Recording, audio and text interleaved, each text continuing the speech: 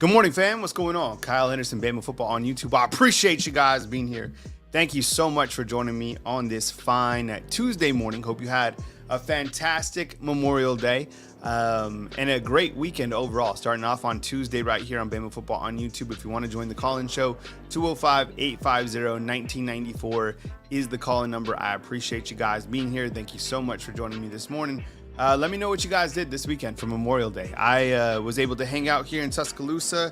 I haven't really been out of the city in quite some time. I've been kind of like living that life of, who was it where he lived like under a dome and he was just like, this was like the only place that he went, the Truman Show, right? And then like at the end, he like escaped the reality.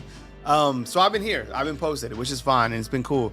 And it's been really amazing to see the continued success that Alabama, the university, has overall. I mean, you look at the softball team, when I talked about that in another video last night, talking about the softball team and the softball team now going to the College World Series of softball by beating Tennessee, ironically, right? And you have, after the game, Tennessee fans completely upset about Alabama players and coaches smoking cigars after the game. So the NCAA rules clearly state that there's no form of tobacco during the game, but once the game is over, the game is over, right? So I think the Tennessee fans were just mad once again that, you check 1 to 2 subscribers only. What's up, Efron? I appreciate you, man. Thank you so much. I appreciate it. What's up, Efron? Thank you so much for being here. Rodney, what's going on, man? I appreciate it. Should be open to subscribers. I appreciate you. Yeah, and I love the girls smoking cigars. Look, the thing is, this has been a long-standing tradition in terms of people smoking cigars after the game. It's been happening for football for decades and decades, right? What's up, Jarvis? I see you inside the comment box. Good morning to you, man. I appreciate you being here.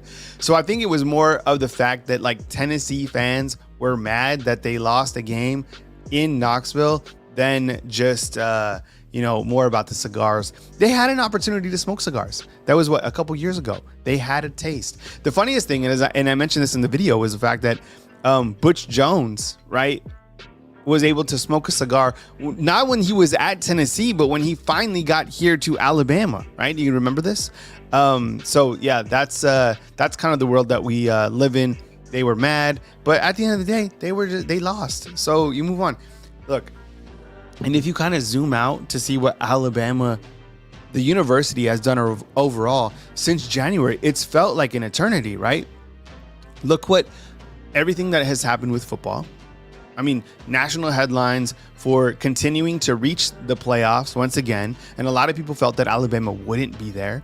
You also have Coach Saban retiring and Coach Kalen DeBoer taking over. And that, think about all the things that have happened since that point in time, right? Since January. Then you also have the basketball team making a historic run in the Final Four. Really amazing. And Nate Oates, just incredible as a coach, as a young coach, not even 50 years old yet, and being able to take this Alabama basketball program to new heights. So you go to the Final Four, right?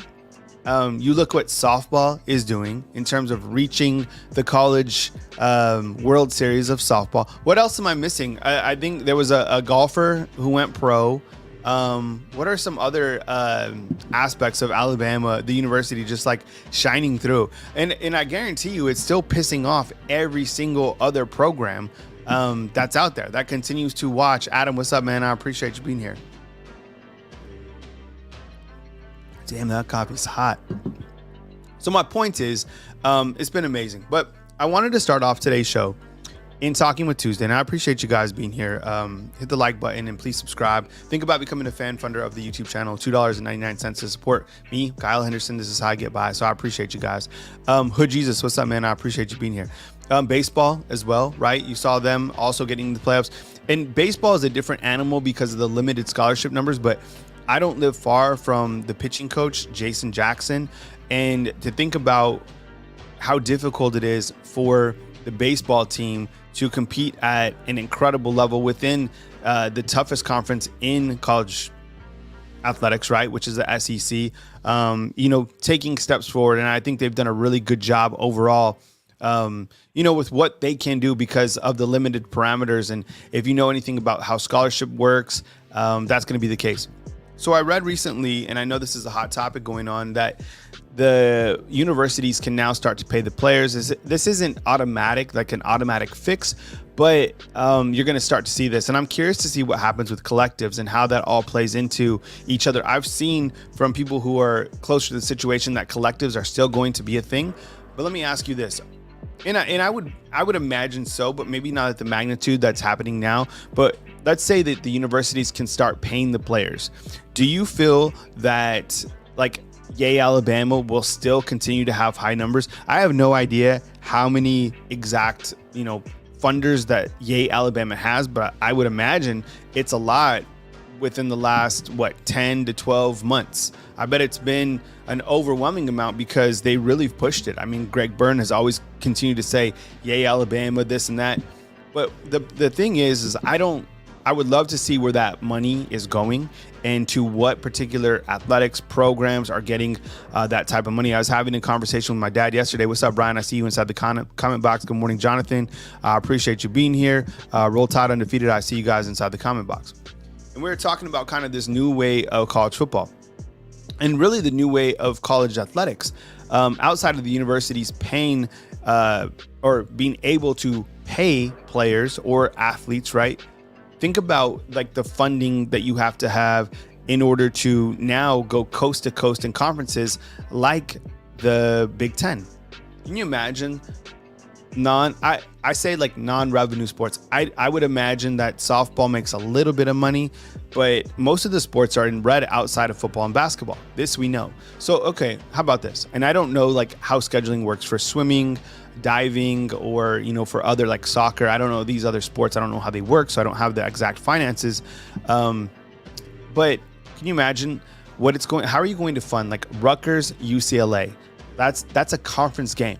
Right? UCLA versus Minnesota versus Rutgers. It's always been, that's more recently been a conference game. But my point is like, it's going to be hard for, maybe it's not, maybe for the universities to like fund these travel budgets for these lower tier non-revenue sports. Maybe it won't be. I have no idea. I think it'll put a strain on college athletics in terms of these student athletes getting their schoolwork done. I don't know. I mean, can you imagine traveling from UCLA to Rutgers for like a softball game and turn around and coming back and playing in Minnesota? Who knows? I have no idea. Jeremiah, you bring up a really good point, and he's saying that Alabama has the best athletic director in college athletics. Look, Greg Byrne, he's like, well, let me ask you this. We always do this in a scale of 1 to 10. What would you say Greg Byrne's approval rating would be at the University of Alabama? 10 being the highest, 1 being the lowest. Greg Byrne, athletic director. Look, I don't think there was ever going to be a way to navigate correctly. And I've talked about this with Chris from New Jersey many times. I don't know if there was going to be an exact route to navigate post Coach Saban. It was going to be the biggest task for anybody in college athletics to ever replace or to get a new coach following Coach Saban, right? It happened, and Alabama got Coach Kalen DeBoer. And I think overall, while, there was some other names that some people might have wanted, I wanted Lane Kiffin. Some of those just weren't realistic because of one thing or another, or it wasn't the right coach for the University of Alabama. Greg Byrne, I promise you, this didn't catch him completely off guard. Not saying that he knew that Saban was going to retire, but I mean, come on, he's 72 years old. So at one point or another, he had a plan in place to be able to have to execute. And I thought the execution, now looking back, now we're almost in the month of June, way back in January, I thought he did the best job that he could. And it happened fast, right? Everybody wanted a head football coach immediately. And it took, 3 days to get Coach Kalen DeBoer. He was offered a significant amount of money from Washington to stay at Washington. Coach Kalen DeBoer wanted another challenge and wanted to follow Coach Saban. Maybe not follow is not the correct stance, but it was going to be a daunting task to be in that position for Greg Byrne. But we know more about Coach Greg Byrne, not only from what he did with Coach Kalen DeBoer and the hours that happened, Coach Saban, following Coach Saban retiring, but we kind of rewind to what he did with Alabama basketball, right? Alabama basketball, where they are right now, the heights that they're at is unprecedented, to be honest. And for the basketball fans that have always watched basketball and rooted for this team, it must be surreal to kind of wrap your head around where Alabama basketball is, right? When you pick up your preseason basketball magazines and you have, I don't know if Mark Sayers comes back or whatever, but, let's say Grant Nelson on the cover or Nate Oates on the cover of these college basketball magazines, or just on the, the front headlines of all your college, football, college sports websites that you read, ESPN. And to see Coach Nate Oates kind of at the forefront and Alabama as the preseason number one, like the headlines would read, first time ever for a team to enter the preseason ranked number one. And, Nick Kelly of the Tuscaloosa News brought this up a long time ago. He said, or a couple weeks ago, he said, this will be the first time ever in university's history that the basketball team will be ranked higher than the football team in the preseason rankings. Now, we know that preseason rankings are what they are. They're preseason rankings. They're rat poison, right? But getting back to what Greg Byrne was able to do, he went to Buffalo to be able to get Nate Oates. He saw the talent. He understood kind of where college basketball was going. He liked the up-tempo system. And I think he's done a really good job giving Nate Oates the tools to be able to continue to recruit and to continue to coach at this level, just like he will with Coach Kalen DeBoer. Coach Kalen DeBoer has the most difficult job in college football right now, and that is taking over for Nick Saban, the greatest college football coach in college football history. And I like the moves that they have made. Overall, you guys are saying 10, for Greg Byrne. I mean, yeah, his approval rating is unbelievably high. That's why, there was people were saying, well, maybe he would take Texas A&M. Maybe he would get paid more, but I mean, I think he's continued to show that Alabama's not broke. There was people thought Alabama was broke. They're not broke. They don't have Texas money, but they have money. And right now the universities, as of today, can't pay the players, but that is changing. Once the universities can pay the players, I have no idea what's going to happen. I would imagine that scholarship numbers get shrunken, but players are going to get paid. I think, right? Help me out. I mean, weren't the numbers that the university, the football team generated $58 million? So it could be you might not have 85 scholarship players. You might have, 75, or you might get 80, but those players are now going to get paid by the university. How much they're going to get paid, I have no idea. I mean, how much do you think that Jalen Milroe is getting paid right now? Right? I mean, I would imagine it's over $2 million.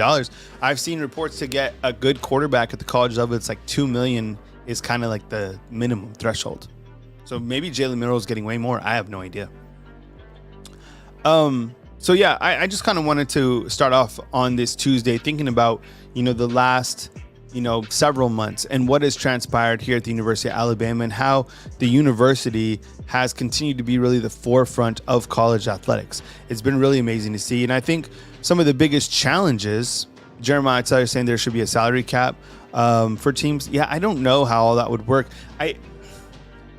That might, yeah, I mean, I could see something like that happen if the Big Ten and the SEC, if they were to break away. And I thought at one point that would kind of be the case, that they would break away. But now it seems the Big 12, and I don't even know what these conferences are called because they have more than, the allotted teams. The Big Ten, what do they have, 16 teams? The SEC, the ACC, how many teams do they have? And the Big 12, they're not the Big 12 anymore. But I think from what I understand that those teams are pretty, the conferences are closer than ever. That's kind of what people have been talking about. Who knows? But I just think that Alabama is still the forefront of college athletics, and they are continuing to add different elements to the big programs like football. Just wait till you see Coach Kalen DeBoer's upgraded office. Just wait. They're still keeping things fresh. I know you guys want the new arena. I don't know if that'll come for the basketball team. that money might be going elsewhere, but I think it'll come in time. And look, Coleman Coliseum, if you can come watch the basketball team this season, definitely do it, because once they build that new arena, I promise you it's not going to have 16,000 or whatever. Coleman's a huge Coliseum. It's huge. This coffee is so hot.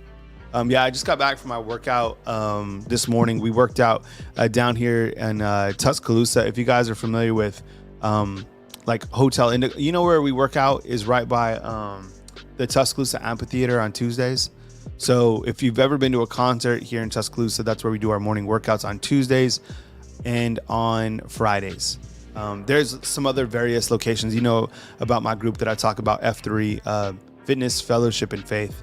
And it puts me in the right mood for the day. It gets me off to a really good start. So today was brutal, and just got here just a little bit ago. Yeah, Hacker Music, man. It's going to be interesting to see how they distribute the money and how it holds up in court. I have no idea. Did you see that Shiloh Sanders, the son of Deion Sanders, he filed for bankruptcy, right? This coming after what I think it was like $11.5 million. And then there was a security guard that said that that Shiloh Sanders attacked him. And I haven't read too much into that, but yeah, it was interesting that he was filed for bankruptcy. And then you have Jaden Rashada, the prospect who was supposed to go to Florida. He's suing Florida for what is it, like 13 million. So these are all like unprecedented cases that are happening now. And I can't even imagine what is going to happen going, the next year. This year of college football, it's going to be unbelievable. This will be the most exciting year in college football I think we've ever had. A couple reasons why. The schedules for everybody is difficult. Everybody's schedule is incredibly challenging. It's going to be really hard for any team to be undefeated. Do you guys have a schedule that you guys want me to post up and we can break it down? I always like to do schedules. So if you guys have a schedule, or if you guys want to call in and chat with me, I'll be here. 205-850-1994 is the call-in line number. I appreciate you guys joining me this morning right here on Bama Football on YouTube. Please remember to subscribe if you're not a subscriber. And, we'll rock with you all this week as we get to the back end of May. I was talking about the transfers that Alabama has coming in, and it was interesting to kind of scroll through the list, and On3 has a really good list of a breakdown of the class of 2024, and I talked about this a little bit yesterday. So if you guys were on my show yesterday, the transfers for Alabama I think will be really significant overall for every team, but specifically for Alabama. So if you go to On3, like I said, I'm not paid by On3. I just like their interface. So if you scroll all the way to the bottom, we talked about the class of 2024 yesterday, but look at the prospects that they have coming in, and I'll go full screen on this. So you have Caden Proctor. I think he will be a top 10 NFL draft pick in time. Damani Jackson. I almost said Damani first round. Damani Jackson. He'll be a first-round guy as well. I don't know too much about LT Overton just yet. I didn't really even get a chance to really see him, to be honest, this springtime. And and the people that I talked to, I haven't heard a lot. That doesn't mean that he's not going to be a player. He's underwhelming. I don't know a lot about LT Overton right now. And kind of same thing with no word on Mark Sears yet, Ronnie Jones. I appreciate you being here, man. Thank you so much. And that doesn't mean that he's not quality or anything. I don't know about LT Overton yet. Keon Sabb will completely be a baller. Austin Mack, he's going to get there in time. Jeremy Bernard, who will be, he could be Alabama's 1,000-yard receiver this year. Parker Brailsford coming in, Nyquil Bentrade. I saw a little bit of Nyquil Bentrade. I don't think he's a starter at all, but I think he will be, a quality depth, quality reserve rather. Josh Cuevas, he was at Washington, now at Alabama. King Mack. A lot of people feel that King Mack is going to come in here and start. Look, athletes out of St. Thomas Aquinas are absolutely freaks. So maybe he gets on the freak list and he completely balls out. He's the prospect who transferred from Penn State. Gino Vandermark, guy coming in, maybe push Parker Brailsford at the center position. And look, I don't necessarily look at like if you get a transfer that is like a 3-star. Look, if the guy's a higher rated than a 3-star because he's had time in college already. You see what I'm saying? Like, I'm like, oh man, they got a 3-star transfer. Like, no, we don't know. It would be, I wish that On3 would give star rankings to players that are in college. Could you imagine that? Seriously, like going into the season, how many 5-stars do you have on your roster now? Not from high school, like current 5-star rankings. Let me ask you this. Who would be the players right now? Here's a good topic. Who would be the players right now that would be 5-star players on your team, on Alabama's team? 5-star players. 5-star players. Let's make a list. I'm gonna write it down. Okay, 5-star players. 5-star players. Let's try to get. Is there 10 on Alabama's team? Is there 5? I don't know. What's our expectation for a 5-star? And I'm saying, like, my definition of a 5-star for college football players is like right now at this point in time, not their high school rankings. Like going into the season, is he a 5-star? Is he a 4-star? How many 5-stars? Just quickly think in your head, how many 5-stars does Alabama football have that you could say is a 5-star? Right? This should be interesting to see who you think is a 5-star. Or if you think is a 4-star, just list 4-star. Okay. I'll go back full screen so you guys can see it out. No word on Mark Sears, Ronnie, inside the comment box. Deshaun Jones coming in out of Wake Forest. He had 37 tackles, 3 interceptions. Graham Nicholson, gigantic addition. I would say he's a 5-star, right? He's a 5-star coming in. And then you have Cam Howard, St. Francis Academy out of Maryland. St. Francis, I believe that is the same school. I want to say that did Broswell? Was he out of St. Francis? Stanley is saying 8 5-stars. But who are your 5-stars? Stanley, let me know who your 5-stars are. Let's try to do this. I'm just gonna name some names. I'm going to say, let's see. Okay, I'm gonna say Deontay Lawson, 5-star players. I'm gonna say Caden. Lynn is saying, what's up, Lynn? Lynn is saying 4. But give me some names. I want to see like names who you guys got, and then we'll list them out. I'm looking for like 5-star players going into this season. All right.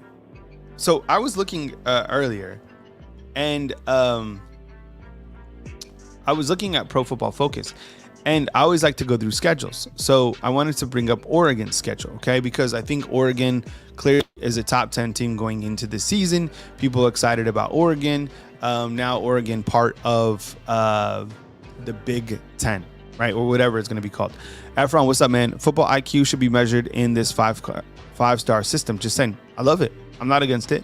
I'll drop the banner so you guys can see the full schedule. And I want to look at Oregon's schedule. We'll look at a couple. If you have an idea of a schedule that you want me to put on the screen, I always like to talk schedules here on Bama Football on YouTube. So, and list your 5-star Alabama football players for this season going into the year. Okay, this is Oregon's football schedule. Lynn is saying Milroe, Deontay Lawson, Campbell, and Otis. I am going to agree that Jalen is a 5-star. I'm going to agree that Deontay Lawson is a 5-star. I'm going to agree that Campbell's a 5-star. I'm going to say Tyler Booker. I'm going to say Jaden Roberts is a 5-star. I'm going to say Graham Nicholson. Mr. B, what's up, man? Malachi, I would say Malachi is a 5-star. So these are the guys who I got so far. Jalen, Deontay, Jahad, Tyler, Jaden Roberts, Graham Nicholson, Malachi Moore. Let's put Keon Sabb in there. Keon Sabb with Justice Haynes or Jam Miller. Are those 5-star type backs, right? I would say Jam Miller. Let's put Jam Miller up there. And I mean, is Jeremy Bernard? See, I'm serious. Like, there should be a rating system that talks about current college football players that is like where they are rated. I'm serious. It would be really fun to talk about, because like people are like, oh, this is how many high. Because what's up, Road Warrior? Because the prospects, like, okay, like they change from 5-star like over time when they've been developed in college. All right, let's look at Oregon's schedule real quick. How many games, and you guys keep adding your 5-stars. Stanley is saying Jalen Monroe, Tyler Booker, Caden Proctor, Campbell Lawson, Malachi Moore, Jaden Roberts. Okay, yeah, it seems like we have them. I was thinking Jam and Jiller, but we don't have enough on them. I know that's where it kind of gets tough. Like, is Jam a 5-star running back? Like right now in like the new world of college football, is he? Let me ask you this, and I haven't even looked, to be honest. Like, is he a top 10 college football running back? Like in the magazines and in the websites that have come out with their top 10 overall running backs, have you seen Jam Miller listed in the top 10? Because I still feel that the world of college football doesn't know about Jam Miller. I really don't. I think if you had asked like the casual college football fan that knows a little bit about each team, they would probably say that Justice Haynes is the running back here. But I think Jam Miller is right now like the guy. And that's no disrespect to any of the running backs. I mean, I just saw a picture of Richard Young. He looks absolutely shredded. We saw what he did in the spring game. He's going to contribute as well. Justice Haynes is going to contribute as well. On the cover of this video is Justice Haynes. Like, he's going to play 1,000,000%. But I just don't think that people understand how good Jam Miller is just yet. All right, here's Oregon's schedule. Let's go through it real quick. They play Idaho, then they play Boise, then they go to Oregon State, old rivalry game. Will always be a rivalry game. Then they take on UCLA, Michigan State. So far, I have Oregon State. Let's see. Or I have Oregon. They'll beat Idaho. They'll beat Boise State. They'll beat Oregon State. They'll beat UCLA. They'll beat Michigan State. So 1, 2, 3, 4, 5. They'll be 5-0 going into this game against Ohio State. Look, the game's in Oregon. Honestly, this is what I think is going to happen. I think that Oregon is going to beat Ohio State. And Oregon, at this point in time, will probably be number 1 in college football. And if Alabama, a couple weeks prior, beats Georgia, then Alabama will be number 2. I would imagine in some sort of fashion at this point in time. And Oregon is going to have a lot of momentum. Their schedule is light. I think it's favorable. And I think with the quarterback that they brought on, and I think with Dan Lanning having fire in his belly, that this team is going to win a lot of football games. If they beat Ohio, and the reason I think they beat Ohio State is because I think Ohio State will just somehow trip. Ohio State is a team that will trip up during the season on the road somehow. That's just how I feel. And I think that they will lose that game. So at this point in time, I have 1, 2, 3, 4, 5, 6. The game is, like I said, in Eugene. They will beat Purdue. 7, 8. I think look, they could even beat this team right now. Oregon will beat Roll Tide Patty says Oregon will beat Ohio State twice. Look, Oregon might win every single game on their schedule. They might be the number 1 seed going into the playoffs. I don't know what will happen in the Big Ten Championship. I don't know who they would play. Right now, when you look to kind of, who's number 2 in the Big Ten, it's probably, Ohio State and Oregon. But I think when I look to, this is how the preseason rankings are for the Big Ten. Ohio State, Oregon, Michigan, Penn State, USC, Iowa, Wisconsin, Nebraska. I already can see Ohio State and Oregon playing twice. And I can see, just like Roll Tide Patty said, that I can see Oregon beating Ohio State twice. I really can. So Oregon is going to be, what's up, Old Rock Guy? I think Oregon runs the table. Old Rock Guy, let's see what he has to say. I disagree on Oregon beating Ohio State. Oregon lost a very good quarterback, and the guy replacing him is not, Repeat is not a good passer. I appreciate the feedback, Old Rock Guy. Thank you so much, man. I appreciate you being a member of Bama Football on YouTube. Dylan Gabriel, I think, is a good quarterback. Bo Nix, I was surprised that he got that much mileage in terms of passing yards. And I was surprised, shocked that he went in the first round. I think that Dylan Gabriel's a good quarterback. I think he'll fit into the system well. I'm kind of surprised that he left Oklahoma. Obviously, he got the bag. I don't know. I kind of feel because that first game is in Eugene, which is honestly, Oregon's a tough place to play. The way that stadium is set up, I mean, it's like it's kind of designed like the swamp. Like the swamp goes vertical. Same thing with LSU. But overall, I would imagine at this point in time, Ohio State is probably the favorite, but I'm kind of leaning towards Oregon. Mr. B205 says, Oregon will definitely come into the Big Ten and dominate. I just want to see how Oregon plays in a conference, bigger offensive linemen and running backs. And this is a really good point because, look, I know that Coach Kalen DeBoer had a really good team last year. Clearly, they went to the national title game. Oregon, I had my reservations about. And it's because I covered the Pac-12 for 3 seasons, okay? When I had a website that covered the Colorado Buffaloes. And at one point, I didn't understand the weekly grind of the SEC. I didn't. I felt that, a really good Pac-12 team, for example, a couple years ago, remember, I think it was like when I first got here, Washington had an exceptional defense. And it was the year that Bo Scarborough had that crazy run, right? What year was that? Was that 2016, 2017?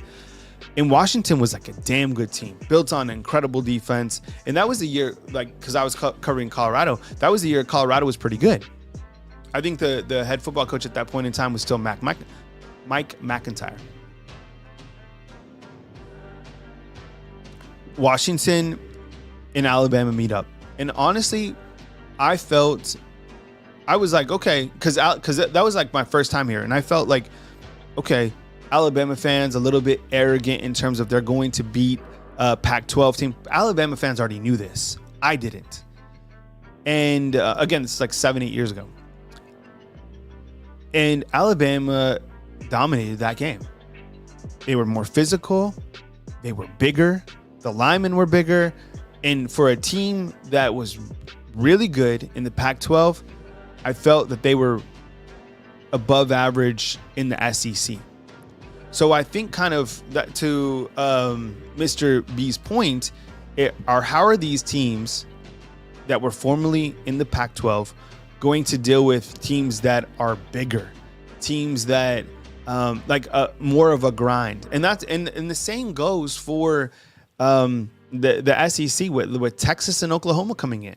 Like, look, I think Texas is probably really excited to get here. Be careful what you wish for, because a weekly grind is, you got to have, that's why I always laugh. Like, people are like, man, you only have a 5-star, only one guy can play, and, both quarterbacks are elite. No, you need all of your guys for a season that's coming up. None of you, including me, and including the players or the coaches, nobody has coached at this level what's about to happen in college football. This is about to be the biggest grind ever to take place in college football. Everything you knew about college football is erased. This is a complete new system. This is going to look. Think about it. Just think about this for a second. The SEC championship game is not the East, not the West. You don't have to run through like a middle of the road Mississippi State. You have to put together an incredible run to be able to get to the SEC championship game. All right, let me look up. I'm going to bring up Alabama's schedule. Okay, let's just hypothetically say that Alabama somehow, which is a strong possibility because it's Alabama, but let's just say, and I want to show you this. Okay. Okay, just hear me out. I think you can see this. All right. The grind of the college football season. Let's look at the coaches. If Alabama is to get to the SEC championship, this would be their path, okay? This back-end schedule. And this is just the back end. Missouri, Eli Drinkwitz. That game's at home, right? By the way, did you see the linebacker, Khalil Jacobs, ended up going to Missouri? Okay. Eli Drinkwitz. Then you have a week open, right? You go to LSU to take on Brian Kelly. Okay. Then you take on Mercer. I get it, right? Mercer, that's the rat poison game. Then you take on Brent Venables, right? Oklahoma. Then you have to go to, then Auburn comes here and you play Hugh Freeze. Then you play, I don't know who the SEC, the number, could it be Lane Kiffin? Could it be Steve Sarkisian? Could it be Kirby Smart? Who, I don't know. Do you see what I'm saying? Like that grind, if you're able to string together consecutive wins against Eli Drinkwitz, Brian Kelly, Brett Venables, Hugh Freeze, I don't know, Kirby Smart, Steve Sarkisian, whoever it's going to be. Then you get ready to host a playoff game, right? Then you go to the next round of the playoffs. Man, I'm telling you, like you'll have a week to get ready if you're a top 4 seed, but that is going to be an absolute grind. All right, let's go to the comment box. Oregon will lose at least one game during the regular season. Ohio State and Michigan defense will be good. They were young last year. I can definitely see this, 100%. Mike G is saying, I expect Bama will have 2 regular season losses, maybe go to the SEC championship game. Look, I mean, this schedule is difficult. I mean, the front end, I feel is a little bit more favorable just because of this opening, but I mean, I'm definitely not going to sleep on Wisconsin, and you have Georgia coming in. Georgia's already the favorite against Alabama. Vanderbilt, South Carolina, you take care of those games. They could easily drop one game within this first quadrant, right? This first section, 100%. 100% probably will. And then you go into this next section. Look at this. This is crazy. Honestly, this is a incredibly challenging schedule with a ton of pitfalls. On the road at Tennessee, on the road at LSU, on the road at Oklahoma, Missouri, Auburn at home. Those games are, I mean, look, the last year's game against Texas A&M was challenging. I think that Tennessee, this coming Tennessee team will be really good. LSU will be really good. Probably not as good as last year, but still be really good. Plus, the games are over there. Auburn, I don't know. I didn't think they were good last year. I mean, they ran for almost 250 yards against Alabama. I think we all know it doesn't even matter. That game will be hard. Hood Jesus is saying, I'm glad we get those first 2 games to get things rolling. And even in those games, you're facing, the Alex Klein, the mastermind of that offense that beat Alabama a couple seasons ago at Tennessee for USF. That guy was crazy. I mean, they split out their wide receivers so far. That game was tiring. Western Kentucky, you got TJ Finley, right? I mean, games are challenging. All right, let's look at, we've looked at Georgia's schedule before, but just for the sake of it. Clemson, okay. That game's like the Chick-fil-A kickoff classic. They win that game. And what the hell happened to Dabo Swinney? What's his approval rating? Honestly, okay, before we talk Georgia's football schedule. Overall, what is Dabo Swinney's national college football approval rating? On a scale of 1 to 10, 10 being the highest.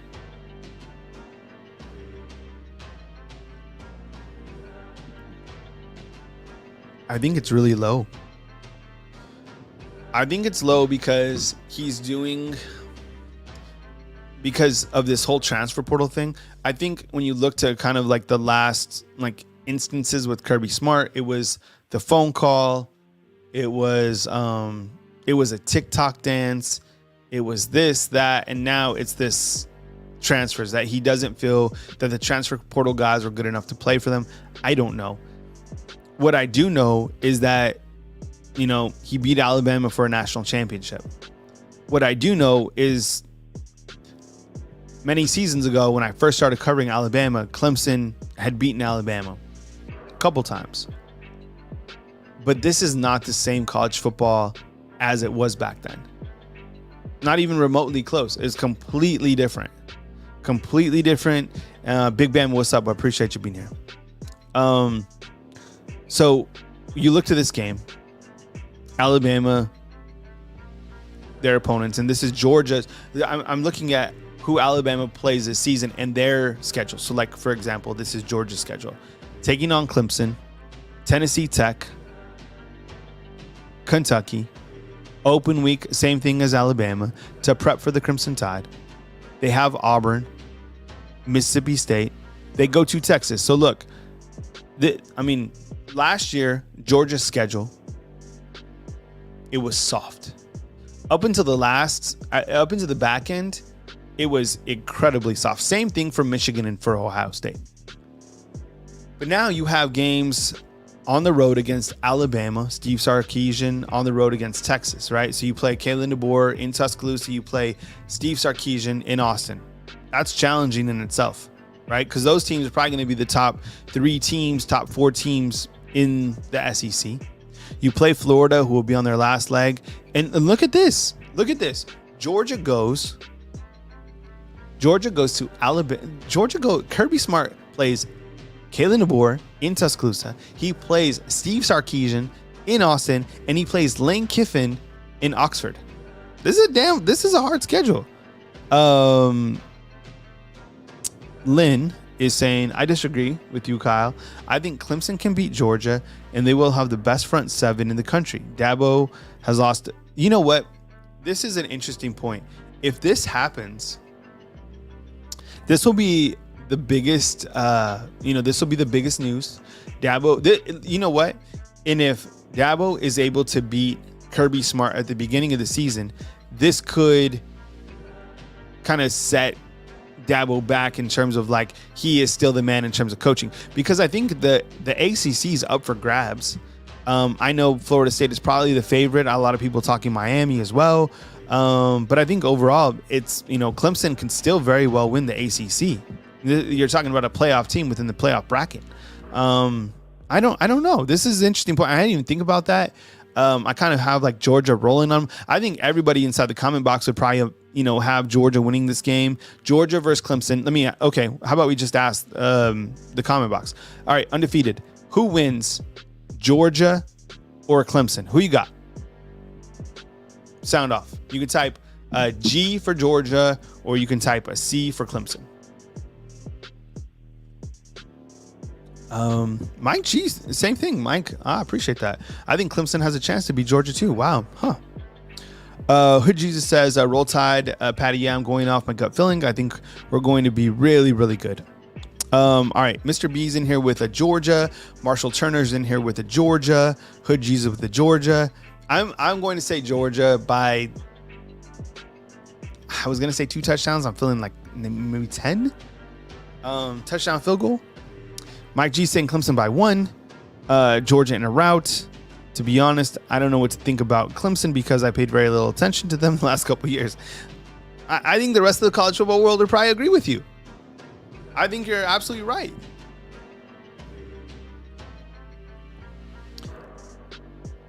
But Georgia's schedule, look, just like I said earlier, games on the road against Alabama, Texas, and Ole Miss. This is a challenging season. Then UMass and Georgia Tech to round it out. I haven't seen Tennessee's schedule. And you saw my video about Tennessee, the softball fans being mad. All right. Okay, Chattanooga. All right, this is Tennessee.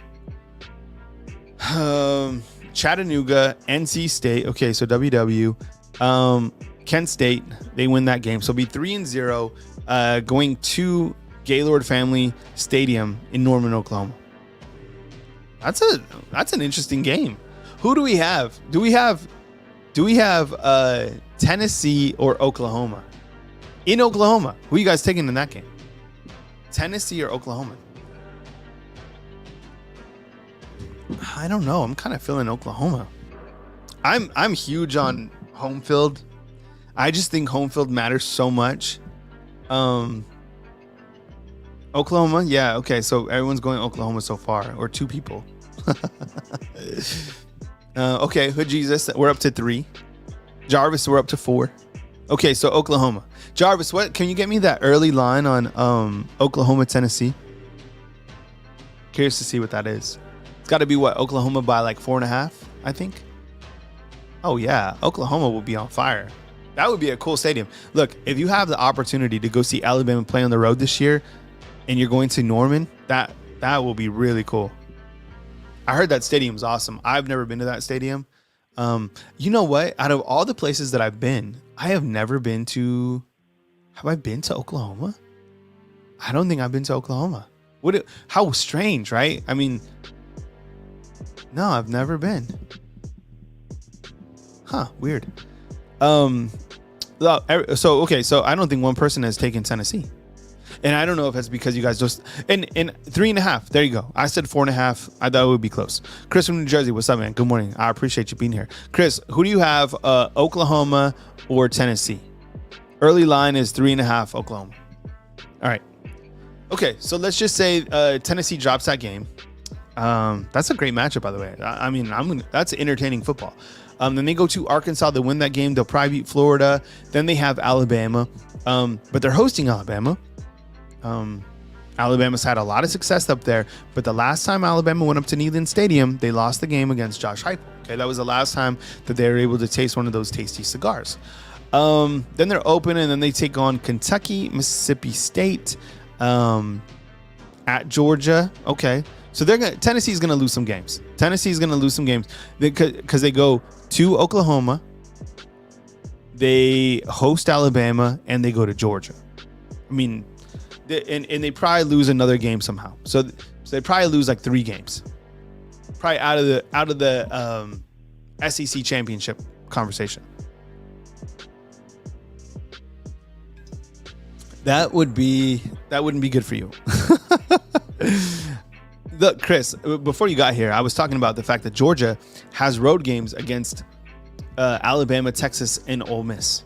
That's a gauntlet. And it's kind of like sporadically placed within the season.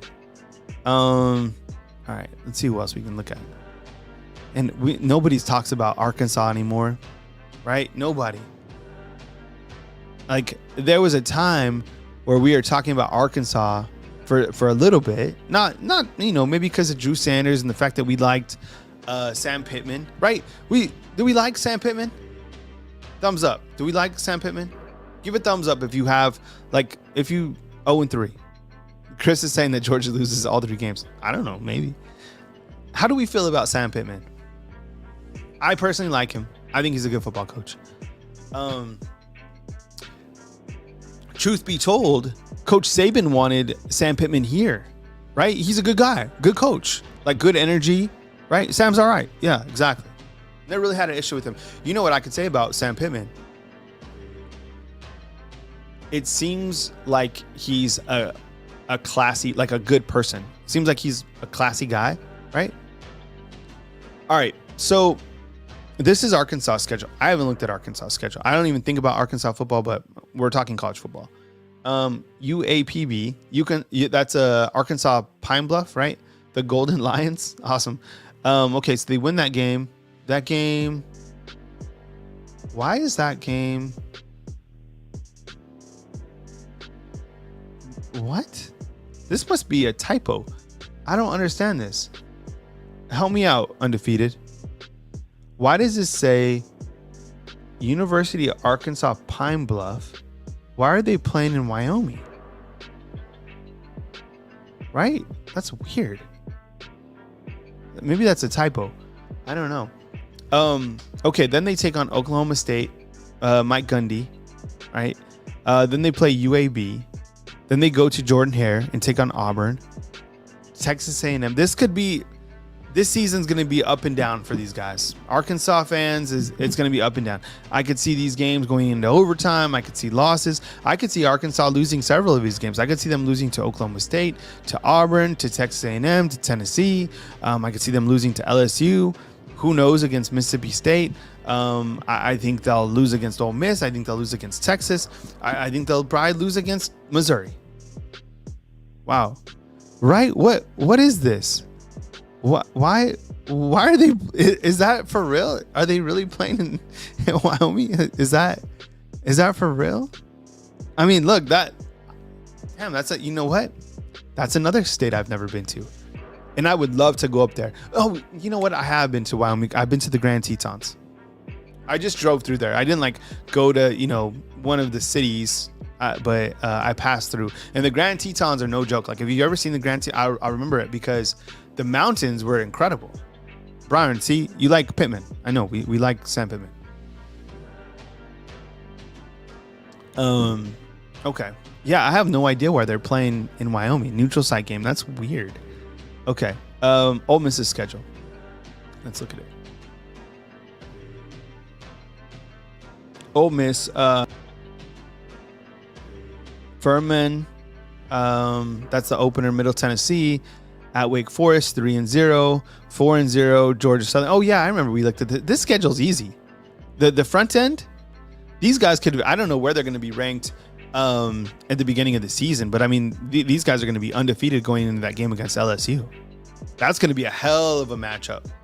I can't wait. That is going to be, that game's at 6 p.m. at LSU. Are you kidding me? I'll tell you the time right now. That is going to be the party right there. Ole Miss, LSU, October 12th. That's going to be wild. So if Ole Miss wins that game, 1, 2, 3, 4, 5, 6, they'll be 7-0. Going into the game against Oklahoma. Now they have Oklahoma in Oxford. They take on Arkansas. Ooh, and then they host Georgia. I don't know. I certainly like their chances of being a team that climbs for the 1 and 2 spot in the SEC at the end of the season. But, there's some games that they could certainly slip up. I mean, sometimes Lane coaches too emotional. And what I mean by that is I know they're not playing Alabama, but I felt like when he played against Coach Saban, he made some mistakes and he played too emotional. For example, like it was like 4th and 7, and instead of kicking for a field goal, he went for it. Did like little things that in the end ultimately led to them not being able to beat Alabama football. Last season, look, he had a really good game plan. He returns Jackson Dart. I have never seen receivers more open against Alabama than Lane Kiffin. I think it's because of the schematics, right? But yeah, Lynn is saying they're one of the top 12 playoff teams. Yeah, I 100%. I think that's, I think we can all agree on that. But I don't know. I think Lane makes a run. I mean, this is a challenging schedule. This Oklahoma game, look at this. LSU, Oklahoma. Brian Kelly, Brett Venables, Sam Pittman, Kirby Smart, Billy Napier. Those are the coaches, right?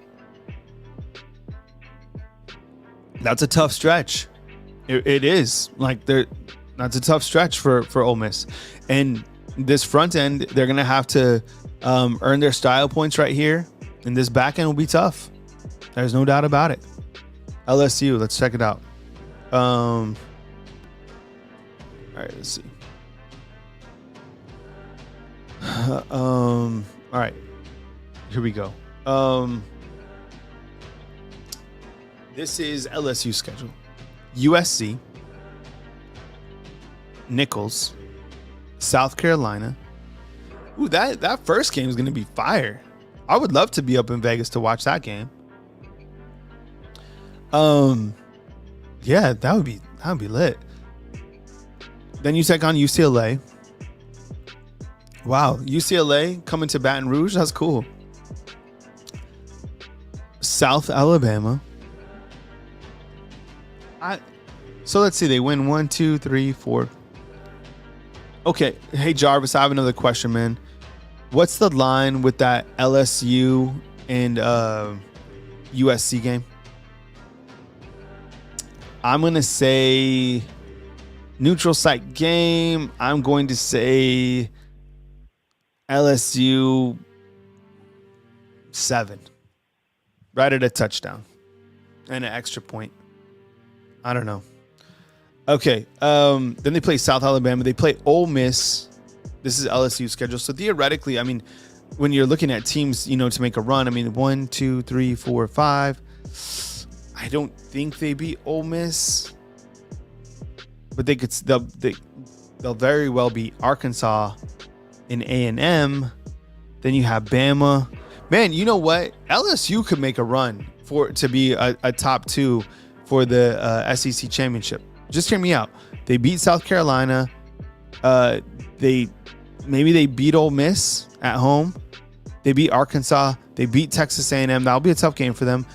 Who knows with Alabama, right? Maybe they play Alabama. Even if they lose to Alabama, they could still win these back 3 games. LSU has a really good shot to be. What's up, Steven, man? I appreciate you being here, man. Glad you caught the show. Yeah, Byron, that first half is light for sure. 100%. I don't know. LSU has it's a challenging schedule, but I think they can navigate it in order to get to the SEC title game. I really do. Oh, Texas. That's a good one. Let's look at Texas. This is called a Tuesday schedule review. That's what we're doing. Do Texas A&M and Texas play? Oops. Clicked the wrong button.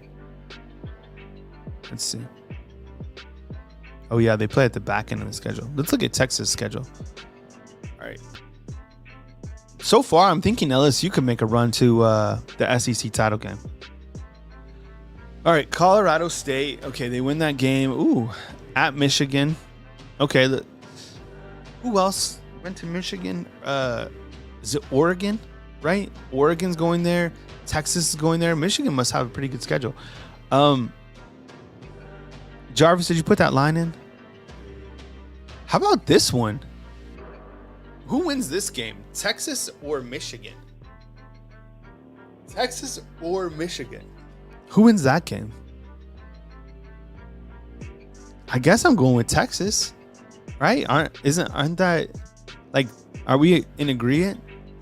Are we going to agree that Texas? Okay, everybody's going with Texas. Okay. So Lynn has Ole Miss and LSU so far in his playoffs. Okay, and everybody's taking Texas. Okay, good. All right, Texas. Then they play UTSA. Hey, did you see that Kendrick Blackshire went to the Roadrunners? And then they play. Hey, this is pretty light to begin. I mean, I know you got the defending champs, but I mean, you don't have Harbaugh and you don't have JJ McCarthy to deal with. Then you play Oklahoma. Okay, things can get squirrely in that game. Ooh. Look at this. Look at this schedule. So you got your rivalry game, and you don't even have a week to prep for Georgia. We host them at home, but still. Then you got Vandy, Florida, Arkansas. Okay, let's just see their SEC games. Okay, they beat Mississippi State. Let's see. They beat Oklahoma. Who wins? Man, that coffee is good. Hell yeah, that coffee's good. Who wins? Texas or Georgia? Batman is calling it upset. Okay. Texas, Georgia in Austin. Georgia? Man, you know what? If Texas beats Georgia and they have beaten Alabama the year before, Texas fans will, these Super Bowl games for them happen. I could see, so people going with Georgia early. Okay. I don't know. I could see, and that the challenging thing is you're going to have a hangover from a rivalry game the week before. Maybe some injuries. I don't know. It's tough. That's tough placement for Georgia. But if they're able to win, let's see, 1, 2, 2-1, 3-1, 4-1, 5-1, 6-1, 7-1. Texas could be there. Texas could be there for the SEC championship as well. Texas, LSU, their schedules are tough, but they can navigate around them enough to still be in the 1 or 2 spot. Serious. Patty saying Texas might return on the table. You know, they could. If they get past these 2 games, they're in the SEC title game for sure. I mean, you could say that for anybody else, but I mean, based on looking at this is how I'm looking at the schedules. They're all tough, and in their right stance, but I feel like the placement of some of these games could allow them to get to the SEC title. Texas and LSU very well could. Hacker Music saying anybody that goes 10-2 could be in the SEC championship game. Yeah, I know. Yeah, nobody in that. Yeah, see, and I'm kind of with Mike. I think that the SEC, it's like when you look at all of these schedules, it's tough. Old Rock guy, what's up, man? Tough one to call. Texas has a huge challenge to rebuild their D line because GA will pound and grind Georgia, the best passing QB they've had in a while. Georgia by 3. And I saw a graphic recently that Carson Beck is favored to be the number 1 pick in the 2025 NFL draft. So who knows? I don't know. What's up, Jonesy? See you coming inside. I appreciate you being here. I don't know. Yeah, just wanted to look at some schedules today right here on Bama Football on YouTube. I appreciate you guys being with me this morning for the last hour. As news happens, I will be back. Always look for videos that are naturally uploaded and any other content right here on Bama Football on YouTube. I appreciate you guys being here, watching the show. If you guys can drop a thumbs up, that would mean a great deal to me right here on Bama Football on YouTube. 8 years running on Bama Football on YouTube, and I know there's always a lot of changes, but the one thing that doesn't change is me right here on Bama Football on YouTube. So I appreciate you guys rocking with me this morning. I hope you guys are off to a really good start. This was kind of a schedule overview to get the week started. Rewinding to the weekend, I hope you made time to think about those that have paid their ultimate sacrifice for this great country. And I hope you had time to let your hair down and, have a nice cold one. If you're of age, and to get on the lake, to barbecue, to go to church, to whatever you had to do. I mean, it was beautiful. I mean, I certainly enjoyed myself and, had a really good weekend. And the news don't stop. So we got you covered right here at Bama Football on YouTube. As news happens around the clock right here. Kyle Henderson of Bama Football on YouTube. Have a great day, everyone. And I'll talk to you soon right here on Bama Football on YouTube.